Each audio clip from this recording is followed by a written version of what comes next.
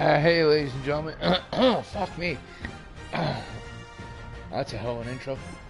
Anyway, ladies and gentlemen, it's Yuna, and we're back for another Monday of Madden Mondays. I apologize for not being here last Monday. I was a little fucked up. Anyway, today I have brought you, as promised, even though I'm pretty sure nobody wants it, the Detroit Lions. Now, I've been doing Madden Mondays for about a month now, okay? And all the other teams that did, the Seahawks, the Browns, and the Oilers, they've all gone 16-0. Detroit is the first team to ever lose a fucking game under my belt. I shit you not.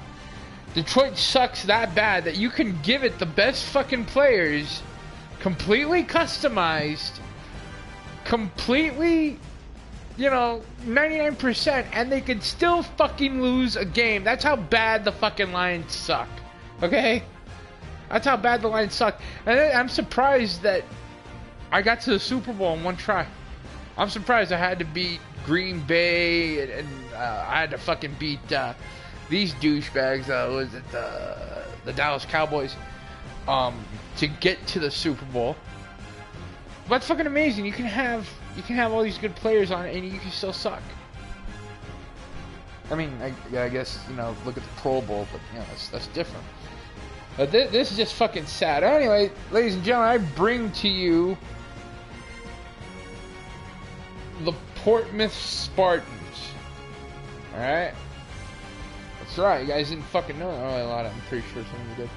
But originally, the Detroit Lions were called the Portsmouth Spartans back in 1923. I'm sorry, back in 1929.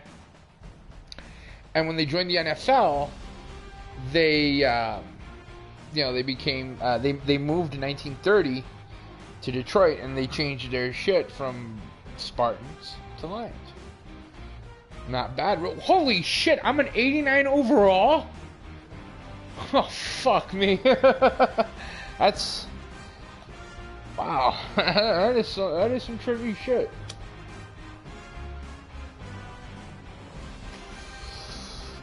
That means before I got a hold of them, they sucked even worse. Alright, let's do this shit real quick. Let's see what the alternatives are. Yeah, I remember that. Compared to the new one, let's see. Well, they kind of look the same, really. 1950s throwback. They really haven't changed much, to tell you the truth. I think this is like really the only fucking team that their outfit. What the fuck, really? Okay, their outfits stay the same. I don't think there is any other fucking team that they've, because other teams have changed their outfits before, up the ass. Originally, Tampa Bay was white and orange. Originally, the Patriots were red, white, and blue. There was a Boston Minuteman. But Detroit has always been blue, silver, and white. For a team this old, they haven't changed. That's a good thing. I fucking despise change. I really do. It's a pain in the ass. I hate it.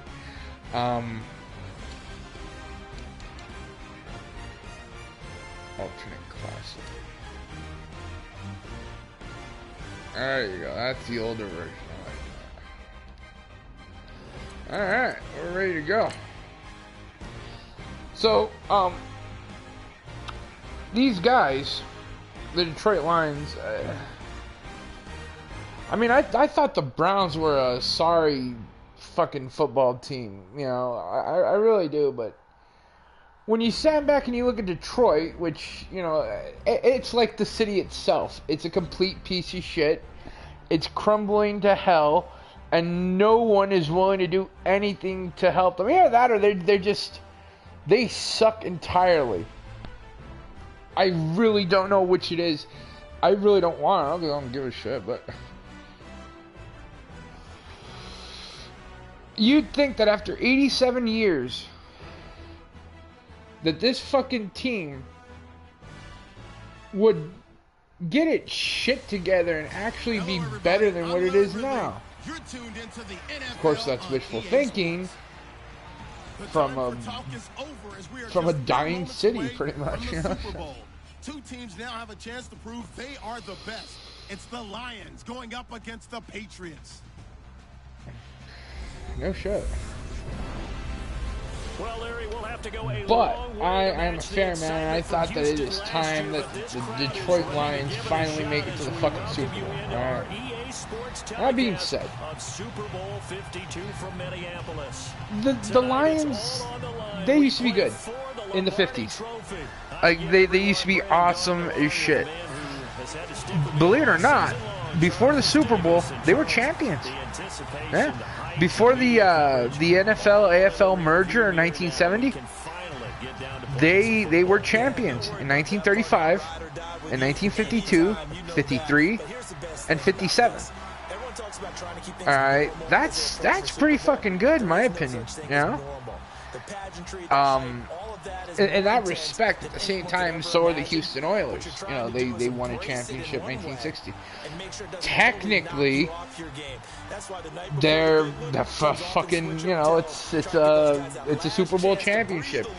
In that respect, you know, at the same time, in that respect, you know, stealing, it's just borrowing. So, you know, there's really no fucking difference.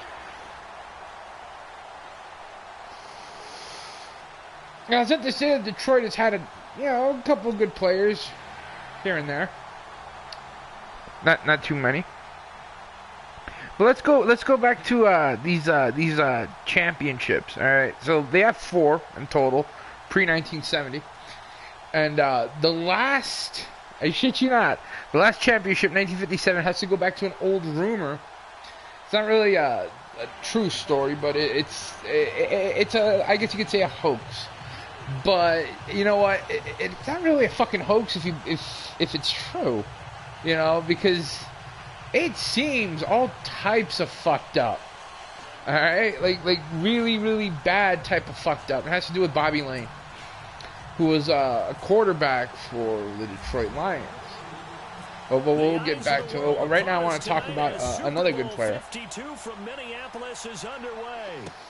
This is taken about 7 yards deep. All right, and that's Barry Sanders. Okay, Barry Sanders is an all-around badass. All right. I think he was the best running back of the 90s. Like, it's a fucking shame that you know, that he couldn't wait to get here to this day, to this stage, but also was trying to take it all in as well. He retired just after 9 years.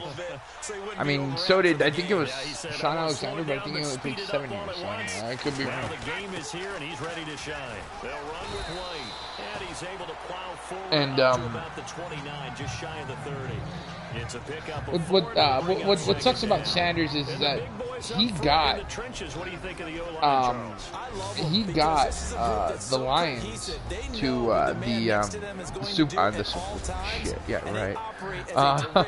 He got him into the playoffs.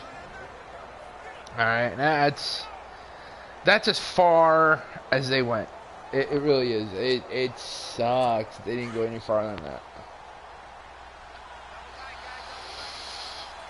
But he is by far one of the best running backs in all of NFL history, and that's right after I guess you could say Walter Payton, Eric Dickerson, Emmitt Smith, Roger Craig, the starting crew defensively for Detroit. Detroit's numbers on defense in 2016 were not horrible. They were number 19 against the pass and number 18 overall. But where they think they'll make a big jump in Franco Harris. Yeah, Franco Harris is a good is one. being able to get a pass rush going again. Ziggy Ansah, their star defensive end, played with a bad ankle for most of the season. Well, I heard he's a good man. I haven't never met him personally. Double-digit sack numbers of Earl Campbell. Yeah. Good running backs all around, but I honestly I think he would tie up between Earl Campbell and himself as one of the best running backs in the league. Barry Sanders. If I remember correctly, it's either 9 Pro Bowls or 10 Pro Bowls between 89 and 98. He got the most valuable player in 1997 because he rushed, I think it was like 2,000 yards in a season. Alright. He was the NFL's best offensive rookie of the year in 89. They retired number 20, even though you got Billy Sims and what's his name? Who the hell else had number 20? Fuck me. Lem. I don't remember his name. I really don't. Fuck. Lem Barney? Is it Lem Barney? I think it was Lem Barney. I could be wrong. I really could. Come on. There you go. Stop. Pressure too strong. Down he goes. But they retired his ass, and this is the sad thing about Barry Sanders is that Barry Sanders through 10 seasons is that he averaged over 1,500 rushing yards per season and just under 100 rushing yards per game. That's pretty cool. Yeah, I mean that's pretty badass. That speaks volumes. You know, in 1997, he became the 3rd player to rush for over 2,000 yards in a single season, and was named MVP. And then suddenly he fucking retires in 98. Shit you not, 1,400 yards short of breaking the NFL's all-time rushing record. That's some heavy shit. I mean, I don't think he was all into the records and everything, but you got to admit that's fucking badass. Oh shit! I think we heard Tom Brady. Oh shit! Get the ball! Get the ball! Get the ball! Ah, fucking Lions. But you know, and you know what? He was kind of short for his height. You know, he was 5'8", and he was about 200 pounds, which was roughly the same as Walter Payton. But it was slightly under the NFL's average at the time. You know, and well, I mean, shit.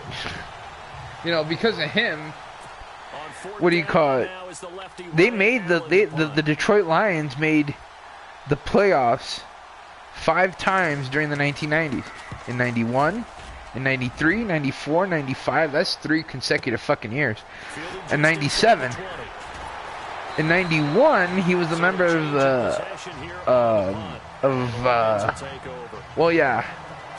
of the NFC Central. Oh, fuck me. Yeah, what do you call it? He was a member of the 1991 and the 1993 squads that won the NFC Central Division title.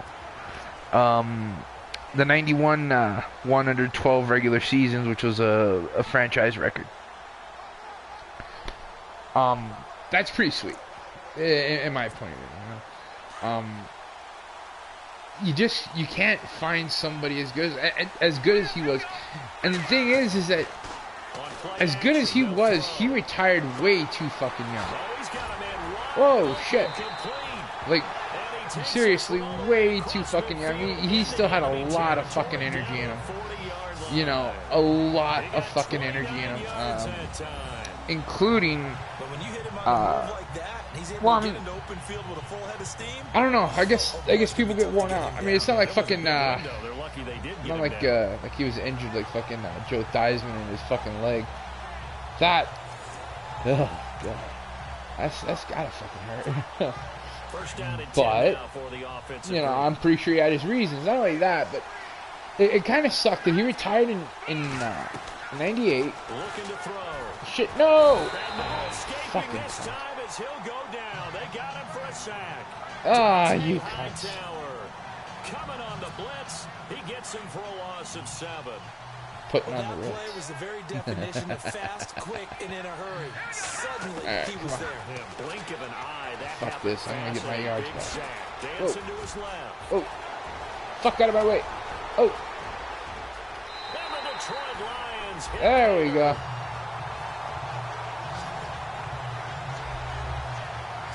What the fuck? Did he just... Is he dead? What the fuck is that? That was some weird shit. They forgot he can take off. Like he died with his fucking legs spread open. Being the unaccounted for guy as a runner. Well, even on a passing play, he's unaccounted for as a runner, and he turned it into a nice game. Damn Very straight. nice run, and it turns into 6 points. Now Matt Prater for Alright. the point after. He still had... I'm pretty sure he had like another 3 or 4 years in him, but from what I heard is that Sanders was getting so much shit from the front office, and you know, he just decided to fucking give up. I don't know if that's true or not. But what sucks about that is that because of whatever fucking shenanigans happened, Here's Prater now set to kick it away. they lost a good running back. Alright. 10 fucking This years, is taken about lost a 7 good yards running deep. back. And they'll put up the stop sign there as his guys Well, will 10 get it seasons. at the 25. Technically, it was just like fucking 9 Now years. this offensive unit ready to see what they can do here. And on the last go-around, they really couldn't get anything going. They had to punt from deep inside their own they territory, fucking which hurt Tom means you're going Brady to lose the last time. field position battle as a general rule. What they're looking So for yeah, now is a little more in consistency. Move the ball at least a few times. 1994, Sanders rushed And hopefully flip the for field. 1,883 yards on 5.7 yards per carry. And he'll get it up to the He also 35 totaled line. 283 receiving yards, which gave him a combined total of 2,166 yards. And that's from scrimmage. In Week 11, it was a 14-9 win over the Buccaneers. He broke the NFL record for the most rushing yards in a single game without scoring a touchdown with 237 yards. That's pretty fucked up. You know, you rush all those yards, you don't score a single fucking touchdown. That's pretty bad. That's fucked up. There's something definitely wrong there, you know? In 95, Sanders posted 1,500 rushing yards with 398 receiving yards, beating his total rushing yards alone in the 94 season. All right. 96, I think it would be considered like his, I wouldn't say his weakest, but it was definitely lowest. Which Sanders rushed for 1,500 yards and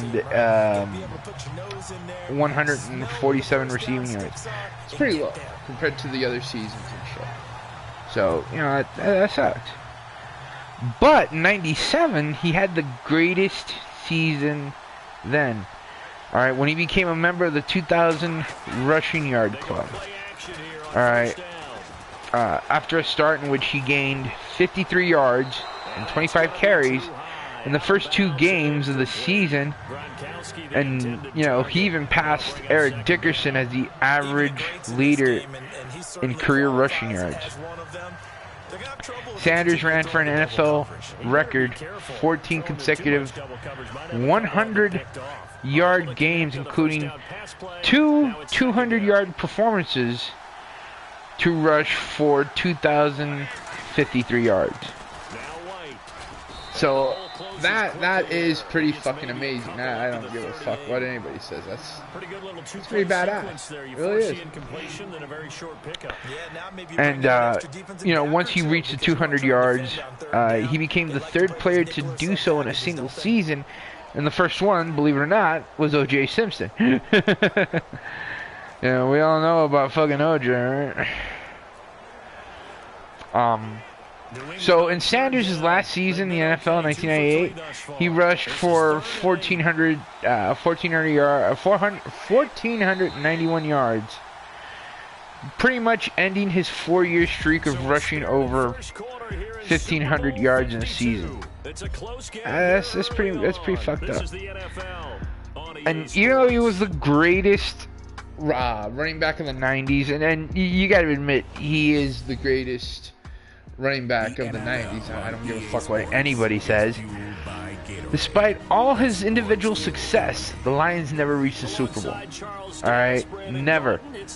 That is fucked up. Like, shit, man.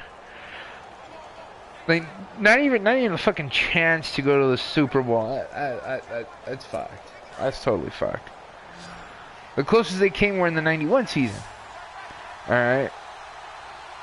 And aided by the 1,855 yard rushing and receiving yardage and whatnot, they reached a record 12-4 and went to defeat the Dallas Cowboys 38-6 in the divisional playoff, which still stands as Detroit's only playoff victory since defeating the Cleveland Browns to win the 1957 NFL championship. So that's when they last won a championship. And that's, you know, back then, back in the 50s, that was the Super Bowl, you know, was the fucking championship one. That was it. Okay? So, I mean, I guess that's a good thing, I don't know. But the next week, the Lions lost to the Redskins 41-10 in the NFC Championship game. And the fucked up thing is that Sanders was held to a total of 59 yards in that game. Fuck. That's some fucked up shit. Yeah, but you know, Washington was a solid team in the early 90s. It really was. Yeah, and he was also known as one of those players who he was known for his humility. You know, he almost rarely, never like celebrated after the whistle was blown. Instead, he would always hand the ball to the referee or congratulate his teammates. You know, so a good man all around. Not like the fucking players nowadays. They gotta fucking, you know, like if fucking scoring a touchdown is like the be all and end all of the fucking world, you know. But hey, you know, whatever. From experience that when you slow down someone's running game. Well, yeah, so anyway, like his retirement was somewhat controversial. Like 2 years before, Sanders had renewed his contract with the Lions for $34 million over 6 years with an $11 million signing bonus, which I can dream about a situation like that, but I mean, let's face it, it would never happen. It really wouldn't. So the Lions demanded that he return $5.5 million of the bonus. Sanders refused, and the Lions sued.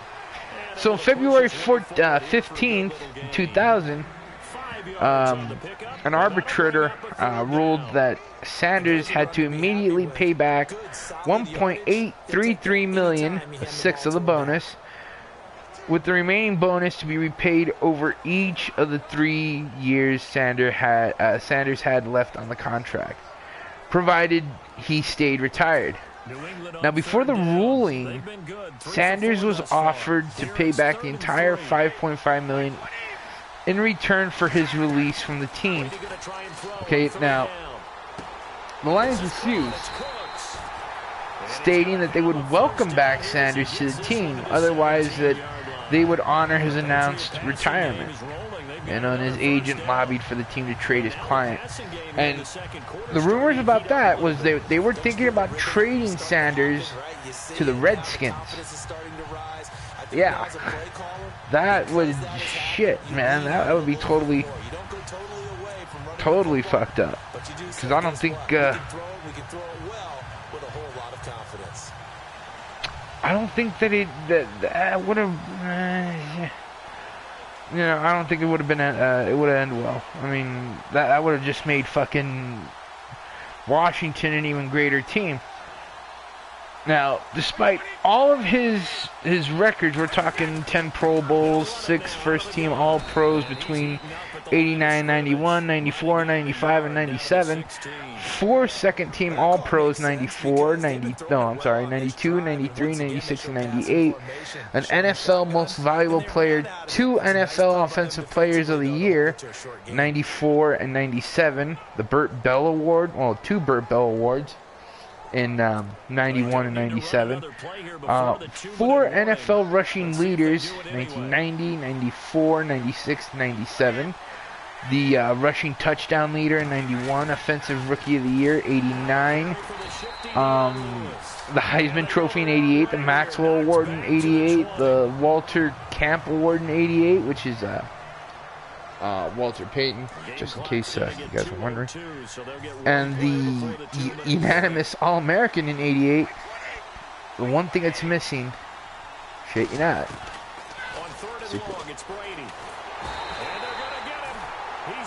It's a fucking shame.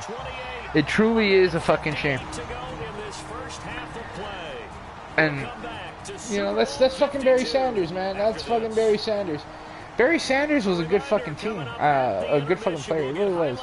It's just a fucking shame that he just couldn't.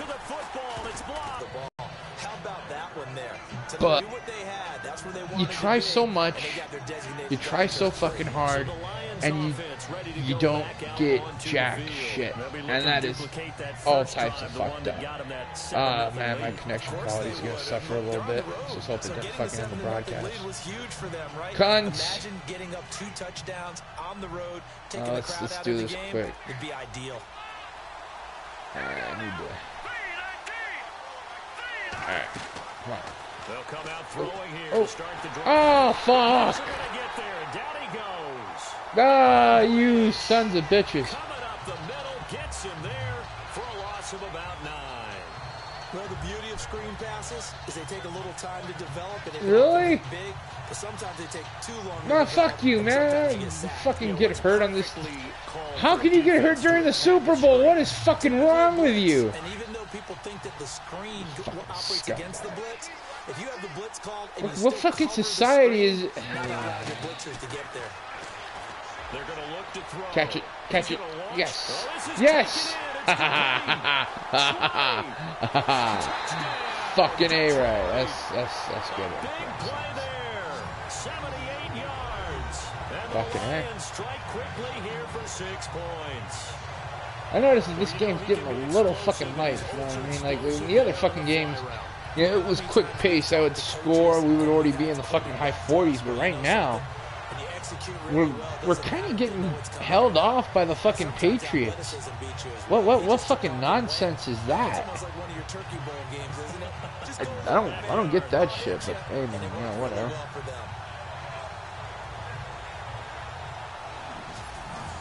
As long as we scored a touchdown, there's really nothing to bitch about. All right. Yeah. 10 points. Well, no. 1. You know what I mean. Well, we just kick this off, and we'll start about the curse of Bobby Layne. Here's Prater now set to kick it away. Alrighty. Now, the Bobby Layne was a quarterback and a kicker.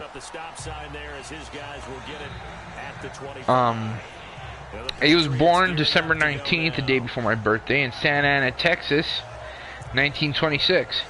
Sadly, died in Lubbock, Texas, 59 years old, December 1st, 1986.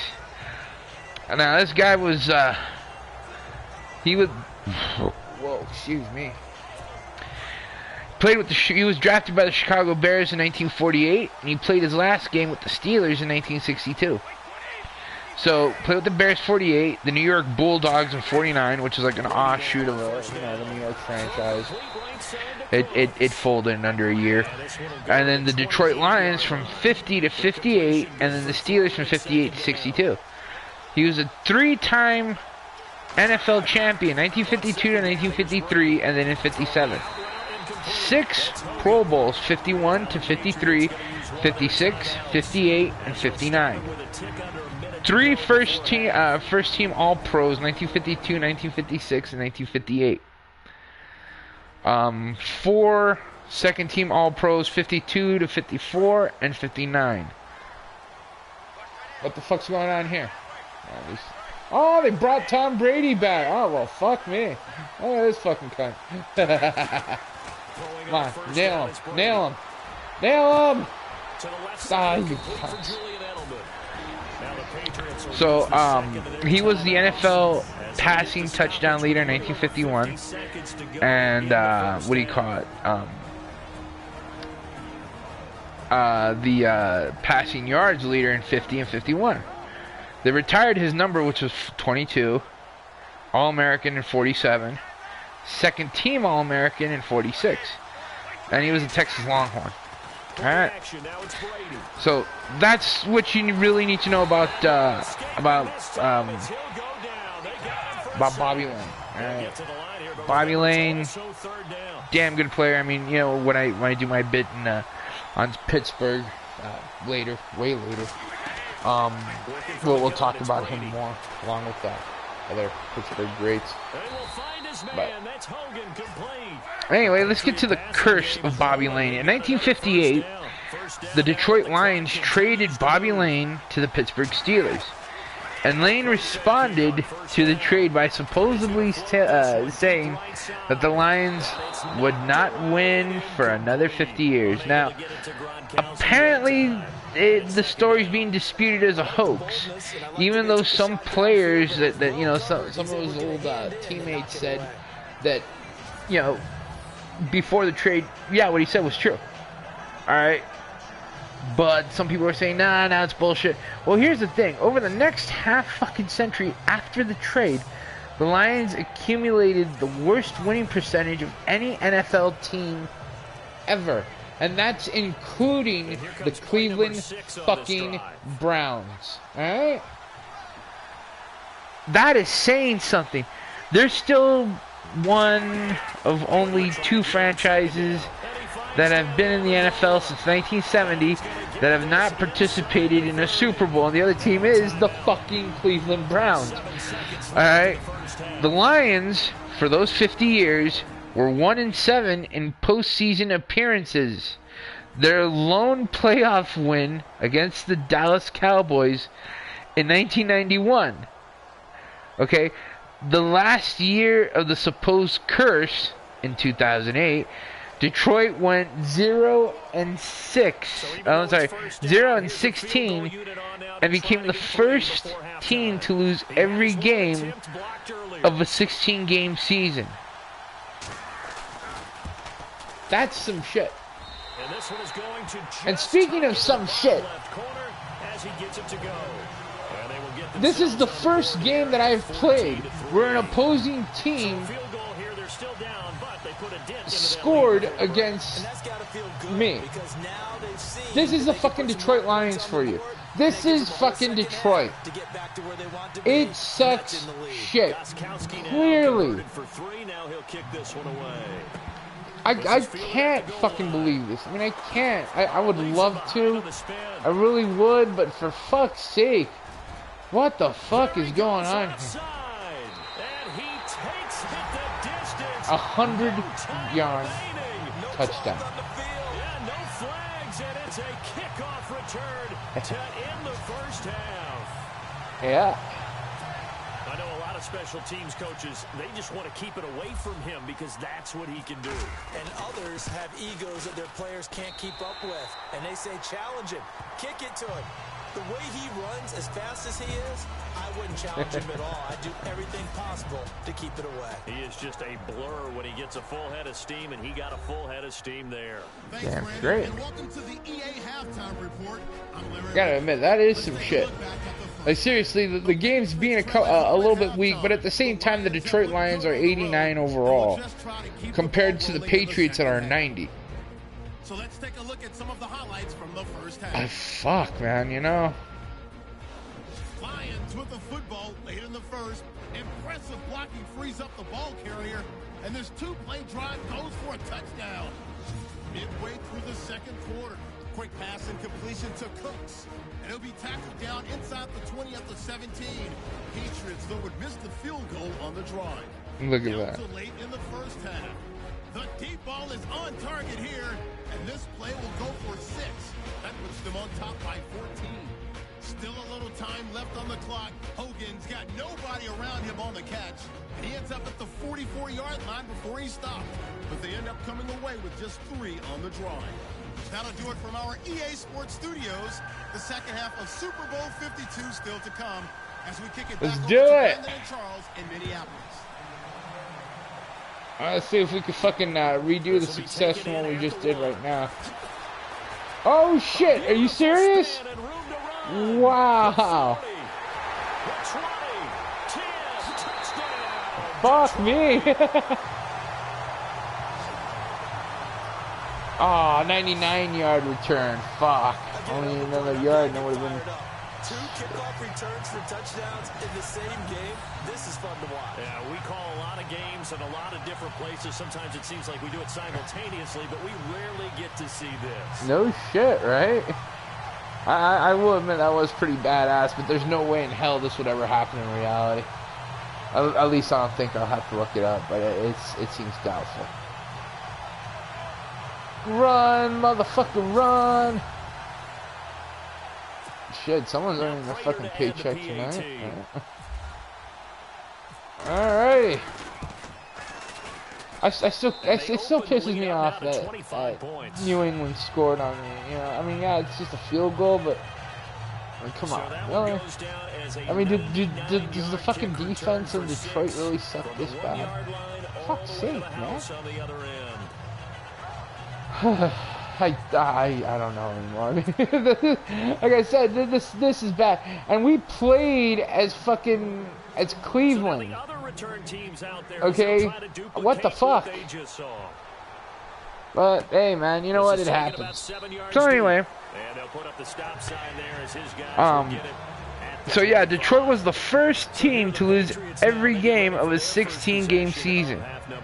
Now, coincidentally, in the 2009 NFL Draft, right after the curse was supposedly expired, the Lions drafted quarterback Matthew Stafford first overall.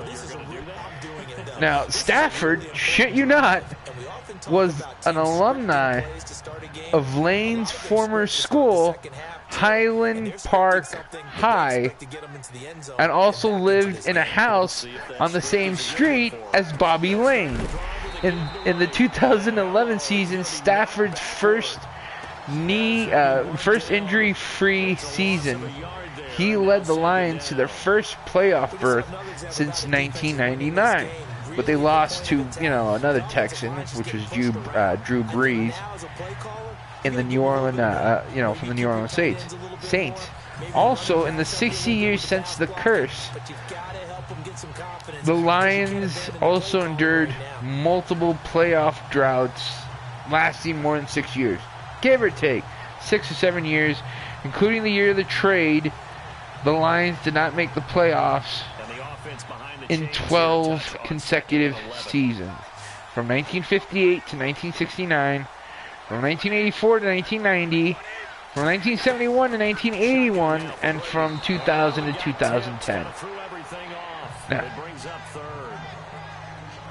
that's quite a bit of a fucking coincidence, if you ask me. I mean, that just seems too on the nose. I don't know, maybe fucking Bobby Layne, when he died, and he waited until fucking, I don't know, fucking Stafford, he implemented his soul in Matthew Stafford, and like, oh well, now I'll bring back the fucking Lions from the shit curse onto greatness and glory, and we'll win the Super Bowl. Sounds like a crock. But, I mean, it is a possibility. Anything's possible. I just think it's too coincidental that a man who may or may not have said that All right, and I think he did. You know, I really do think that he's the one that you know. Yeah, you know what? You guys traded me. Fuck you guys. You can eat my tape. Because, you know, I would. Turning and turning and turning. Oh, fuck me, really? Wow. And there he goes again. Touchdown, Detroit. Shit. A punt return and two kickoff returns. They say Fuck you me. better make your mark on special teams if you want to hang around. I'd say returning one for a touchdown will definitely leave a memory. Yeah, that's a pretty indelible mark here early on in his career. That is pretty sweet when you can just fucking score right off the bat. Ooh, spin one.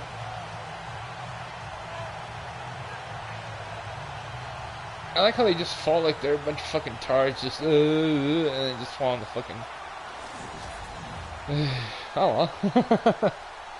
Not bad at all. On to add the extra point. And the kick is good. There you go. Busy man, 5 for 5 now as he knocks another one through to extend the lead. What fucking time, right? I mean, this is the only time that they'll go over and. So after They'll fucking play in the Super Bowl. Hell, fucking only time they'll ever go 15-1. That's fielded in the end zone. But yeah, this seems it seems kind of fucked up. It really does. Offense now set to come back out onto the field. They've got to dig down deep. I mean, they need something right now. Really, anything to cling on to. This offense has struggled. Partner, join me in a walk to their locker room at the half, okay? Because I think. Well, anyway, a little bit more trivia from Bobby Layne. Bobby Layne, as a good quarterback that he was, in his younger days, he was often accompanied by Alex Karekis, who did play for the Detroit Lions. Shit you not. All right, and you know, just in case, you know, he played from 58 to 70 for the Detroit Lions. He's also a film actor. He came out in Paper Lion. He came out in let's see what. Yeah, he came out in Blazing Saddles. Now I don't know, a lot of you people probably watch this crap. You're not familiar with all this shit from the past and everything. You know, maybe you are. I don't fucking know.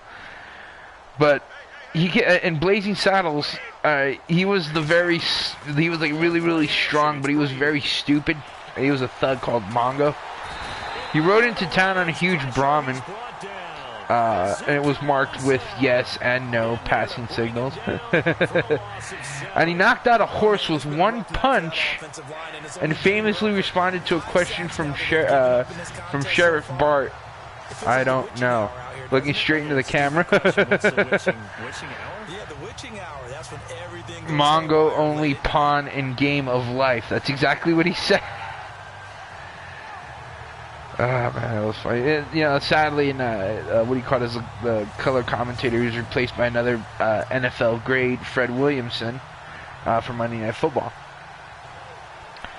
So you know, that's he's a good. I think he was a defensive tackle, to tell you the truth. I'm not 100% sure. Maybe a linebacker? No.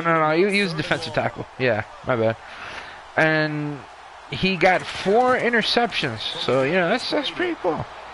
He was also a professional wrestler. So that's a little backstory on him. Now back to Bobby Layne and everything.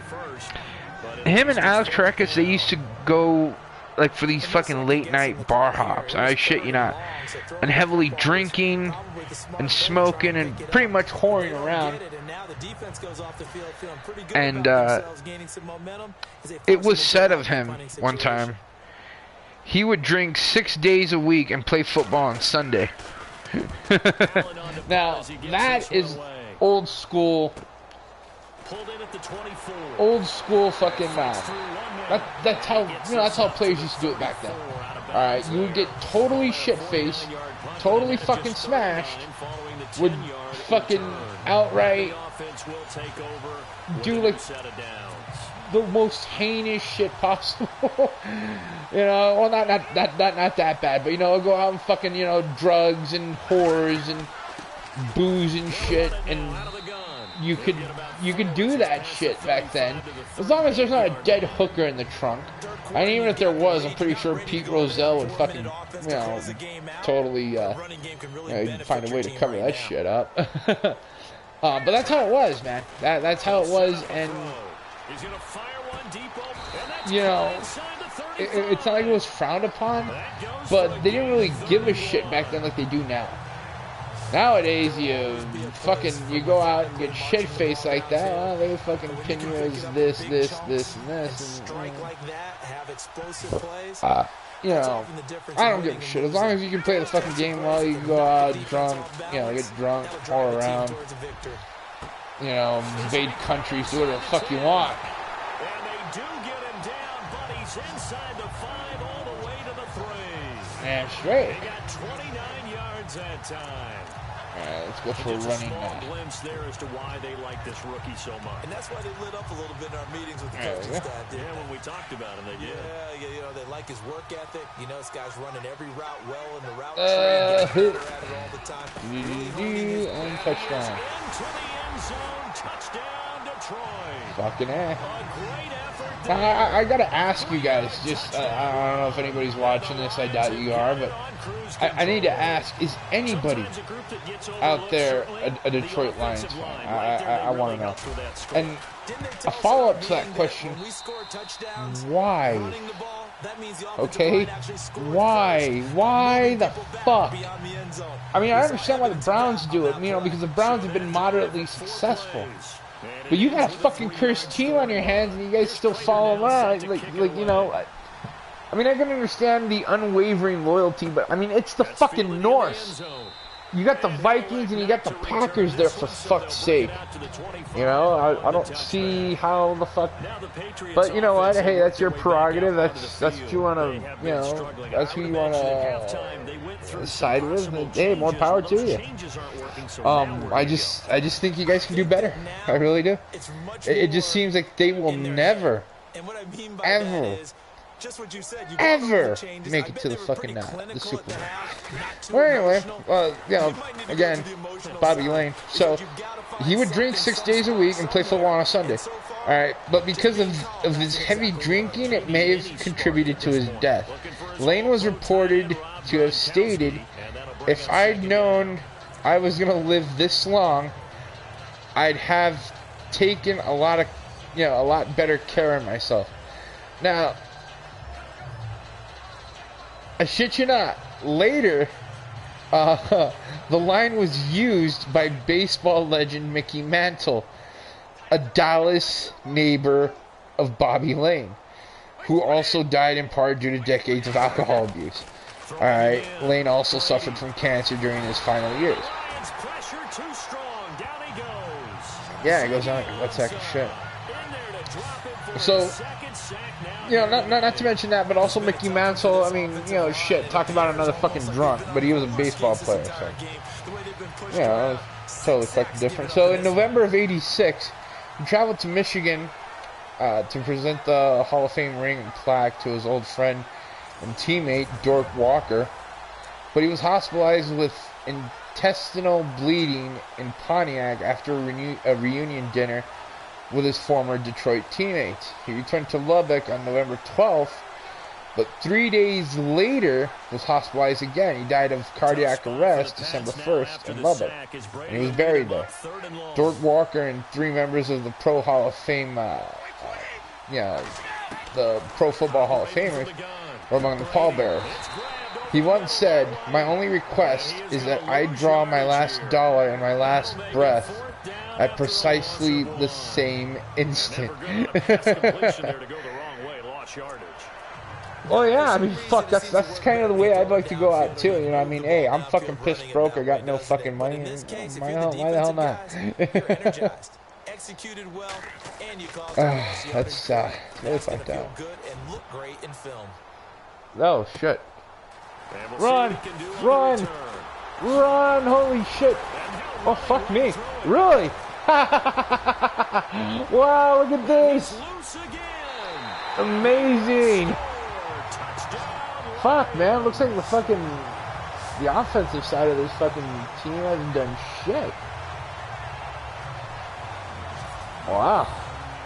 Brandon, his second punt return for a touchdown in this game. Where's Marvin? That's got to be somewhere near a record, right? Well, it ties the record, as you know. Been done 14 times coming into 2016. Hasn't been done since 2012 until that moment. Wow. That's pretty fucked up. But, hey. Not bad. Not bad at all. Now Prater to add the PAT. Alrighty. And there you are. And the lead grows even larger here in the third quarter. So Bobby Layne wanted to spend his last dollar and his last fucking breath right after that dollar. So, you know, he wouldn't have any fucking expensive bills and shit. And I like that. I really do. So here's a little bit more trivia for Layne. Originally, he was drafted by the Pittsburgh Steelers. Alright, Layne was the third overall selection in the 1948 draft and was the second overall selection in the 1948 All-American Football Conference draft by the Baltimore Colts. Layne did not want to play for the Steelers, the last team in the NFL to use the single wing formation. So his rights were quickly traded to the Chicago Bears. He was offered $77,000 to play for the Colts by George Hallis, who sweet-talked him into signing with the Bears. He promised a slow rise to fame in the big leagues with a no-trade understanding. Which, yeah, sounds like a really good idea. After one season with the Bears, during which Layne was third-string quarterback behind Sid Luckman and Johnny Lojack, Layne refused to return and tried to engineer his own trade to the Green Bay Packers. Well, Hollis, preoccupied with fending off a challenge from the AAFC, traded Layne to the New York Bulldogs for their first-round pick in the 1950 draft and $50,000 cash. The cash was to be paid in 4 installments. You're watching the NFL on EA Sports.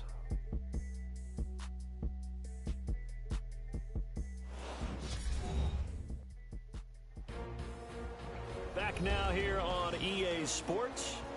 And this is a blowout so far as we get set for the fourth quarter. A very one-sided affair.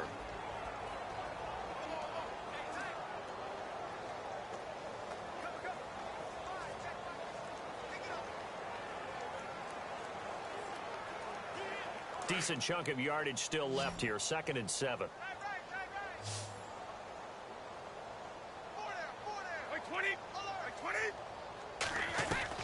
Brady to throw on 2nd down. Now he'll dump it underneath to his running back. Complete. And he gets this one just shy of the 40. They'll mark him down at the 39. That goes as a gain of 11 and a Patriot first down. Good route, good pickup for first down yardage, and that is a tough one to cover, the angle route, because a running back getting out of the backfield, if you're trying to cover that, especially if you're in the linebacker spot and you're seeing this play develop, he heads out towards the flat first, and that often gets you to overcommit running in that direction.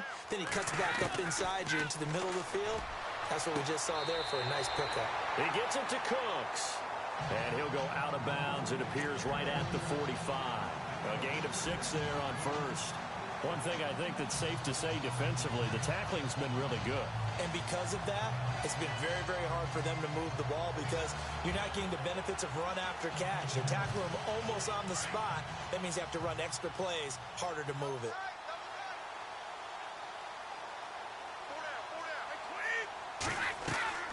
Again, it's Brady.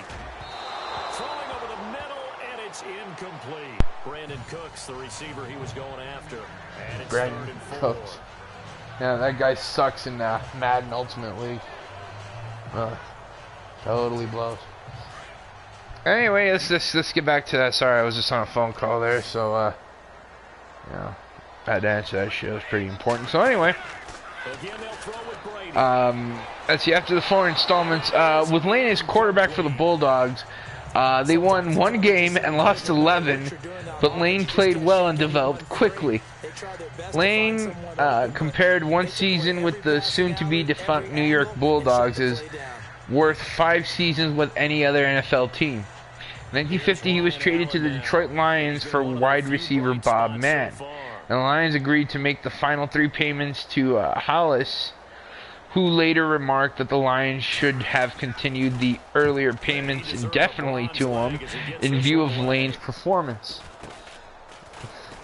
What a fucking cheap ass.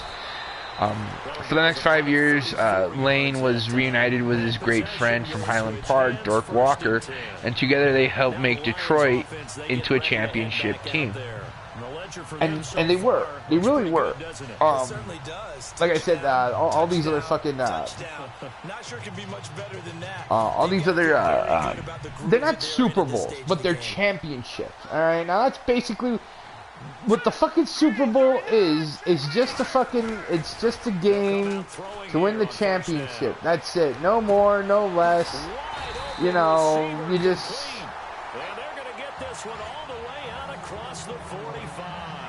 You know, that's all it is.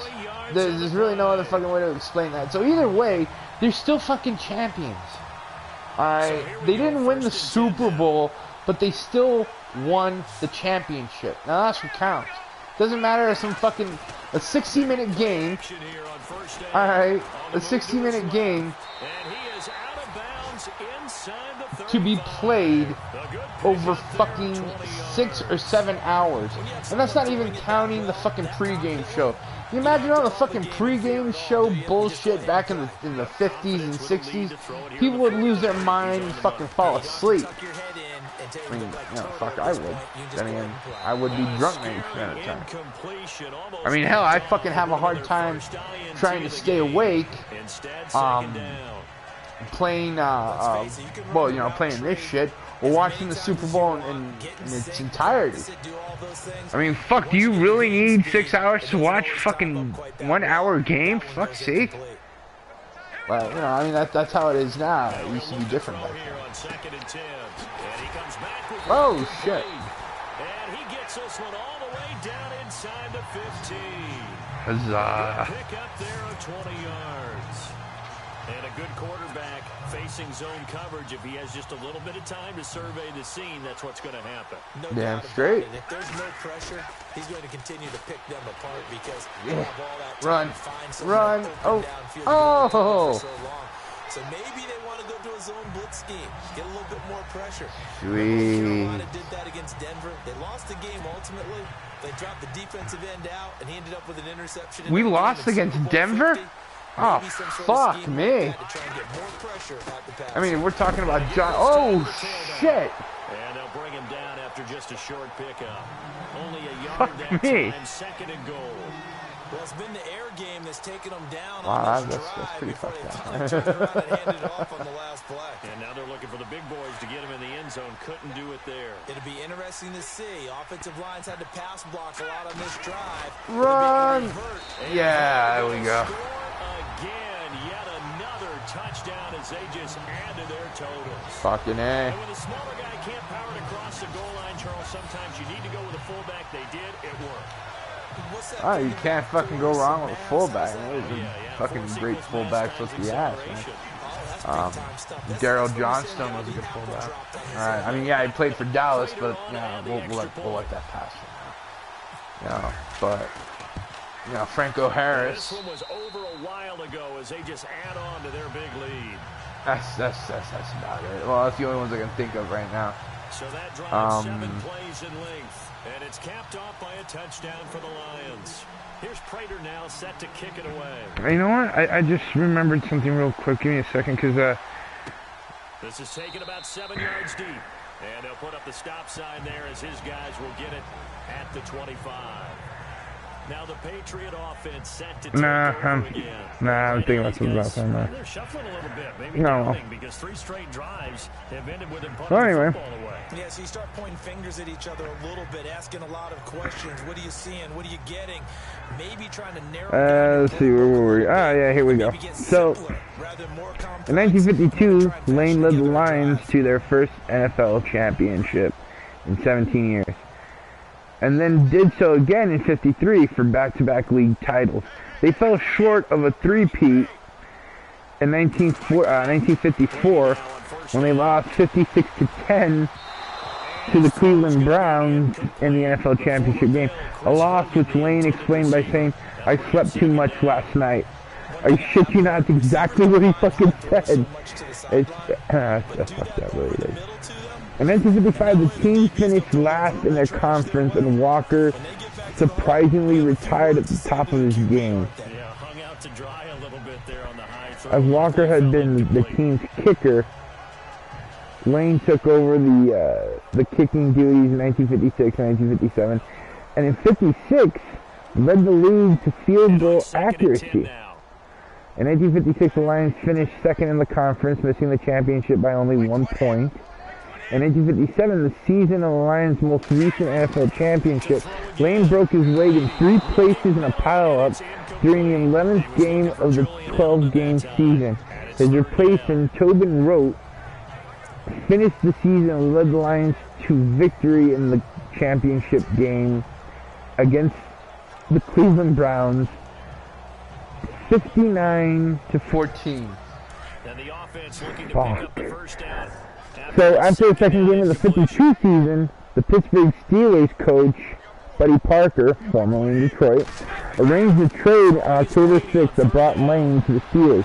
Although his 8 seasons in Detroit, the Lions won 3 NFL championships, and Layne played in 4 Pro Bowls, made first team All-Pro twice, and various other times led the league in dozens of single-season statistic categories. Following the trade, Layne played 5 seasons in Pittsburgh. Though he made the Pro Bowl 2 more times, he never made it back to the playoffs, and the team's best finish was second in the conference in 1962. During his last year in the NFL, he published an autobiography called Always on Sunday.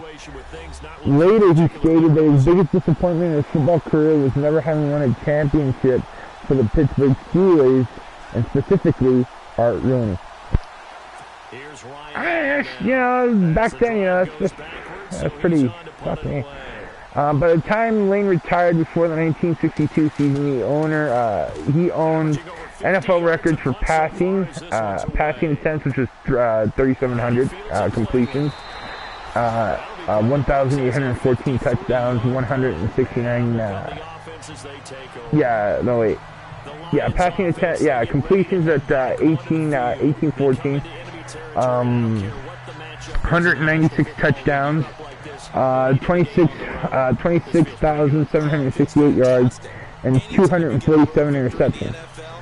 He left the game as one of the last players to play without a face mask, and was credited with creating the 2-minute drill. His teammate Dark Walker said of him, "Layne never lost a game, just time ran out of him." That's some deep shit. I'm pretty sure nowadays fucking people would shit their pants if they had to play without a fucking face mask. Fuck off of me. Touchdown! Haha! It's another touchdown. This thing is ugly. Well, you want to talk about making something out of nothing. Boy, he did that right there. What an incredible run. Damn straight. He couldn't find anyone open downfield. But sometimes the receivers just run those defenders off and it creates a wide open space. Yes. Number 12, really. I've always put myself as number 2. I don't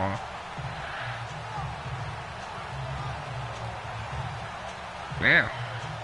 Shit, I wish I was a quarterback that could fucking run like that. Hell, I wish I was in the NFL. I'd suck shit, but at the same time, hey, I'm in the NFL, you're not, fuck you, eat my team. At least that's the way I see it. Because, you know, scumbag. But I'm a good scumbag, and that's what counts.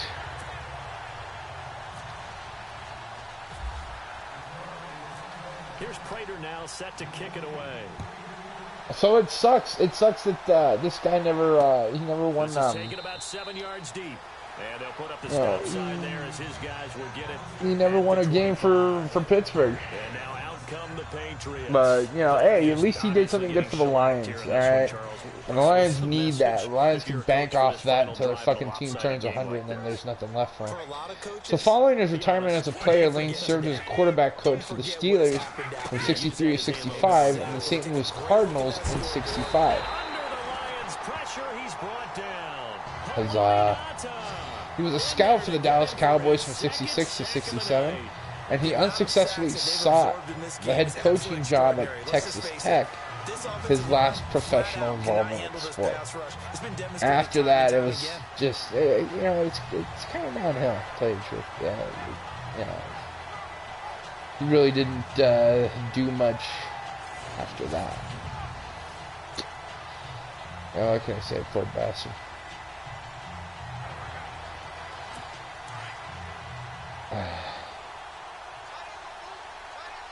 You know, another player that, you know, the Dork Walker. He only played 5 years for the Lions. That's, I don't know why. I mean, that sucks. It really sucks. I think it's because he was injured so many times. In 1955, Walker signed a contract for $27,000 to play a final season for the Rams and to serve as a special scout for the Rams in Texas in 56 and 57. In 28, Walker retired not because of his abilities had diminished, but because of the need to attend to multiple business interests in Texas, which sounds like a crock, because I'm pretty sure, you know, I'm pretty sure he could have still kept that. But, you know, on December 11th, 1955, the day of Walker's regular season game, the Lions held a Dork Walker Day at Briggs Stadium, in which he was presented with a silver football engraved with the names of his teammates and coaches. Walker's jersey, number 37, was also retired part of the ceremony. Walker's final NFL appearance was in the 1956 Pro Bowl at Los Angeles Memorial Coliseum on January 15th, 1956. At the time of his retirement, Walker was ranked third in NFL history with 534 points scored, not including 21 postseason points in 6 NFL seasons. Only Don Hudson, with 825 points in 11 seasons, and Bob Waterfield, with 573 points in 8 seasons, had scored more. So, you know, that's not bad. It really isn't. But, I mean, that sucks. You know, that, you know, he could have lasted like, and I think what it is, since running backs, they have to run all the time, it takes out a lot on their fucking knees. I mean, it would explain, you know, Sean Alexander, fucking Earl Campbell, whoa, shit, let's see, Earl Campbell, fucking, what's his name? Who's talking about him right now? What the fuck? Barry Sanders, there you go. You know, they only play like fucking 8 or 10 years, and then that's it. Oh shit! Oh! Oh, you fucking rat piece of shit! Oh, fuck you! You aren't getting a one up on me. I'm getting a one up on you. Watch this. Come on, come on. Now on 3rd and long, they'll look to throw. Gotcha. I got 8 seconds to score another touchdown. We can do this. Alright. I'm gonna score on your face, motherfucker. I'm gonna pull out, aim right for the eye. Sounds a little gay, yeah, I know, but fuck you, alright? I'm pissed now. Sliding out of the pocket. Avoids him at Yes. the 5. Yeah. And he'll be taken Oh, down at the fuck. 2-yard line. Shit. And the Lions, yes, the Detroit Lions have won the Super Bowl. Ah. That was so close to the fucking ball. For the victors getting to hoist that Lombardi trophy, you know, we've talked to guys that have done it, and they say there's no better feeling in sports. I don't know how there can be. Okay, that's a fucking lie. You know what's a better feeling in sports? Yeah. Earning money. I mean, yeah, winning the championship, you know, it's all well and good. You fucking, you know, you fucking, you'll, you know, you'll be remember for that for the rest of your life. But come on, money can buy happiness, and people that say otherwise are fucking liars. All right, money can totally buy happiness. Money can buy Ferraris that can make you happy. All right, it can buy you cocaine that will make you so fucking high you know you'll think you're happy. It'll get you whores that will get you laid, which will make you feel even more happy. You know? But, hey, such is life. And in this life, we gave the Detroit Lions the opportunity to win the Super Bowl. They'll never experience this. Alright? As long as I live, and I don't intend on living that much longer,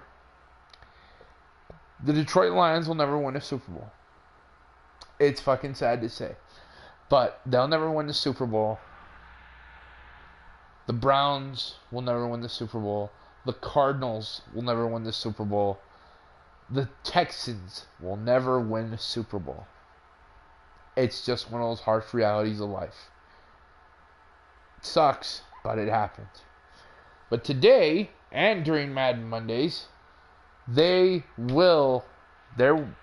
team will win a Super Bowl, even the really shitty ones. So, ladies and gentlemen, that was Madden Monday, and this was the Detroit Lions. I hope you enjoyed the facts that I presented you about the Detroit Lions and the Bobby Layne curse. Alright, stay tuned next week. I had a request from a friend, well, a viewer, to use the Miami Dolphins next Madden Monday. So that's exactly what I'm going to do, and the Dolphins are mired with history. I like the Dolphins. Dolphins are alright. So we'll be discussing that next Monday, on another Madden Monday. I'm Yuna, and I hope you enjoyed watching this game as much as I enjoyed beating the hell out of Tom Brady and the Patriots. But if you did like this broadcast, like, comment, and subscribe. It would really help me out. It really does. I'd really appreciate that from you people. And if you didn't, you know, you can go ahead and type down whatever mean, awful, godless comment you people want and put down there. I have no quarrel with that. I have no quarrel responding to that, so you can go ahead and put that down. Either way, I appreciate it. So I'm Yuna. Ladies and gentlemen, peace out.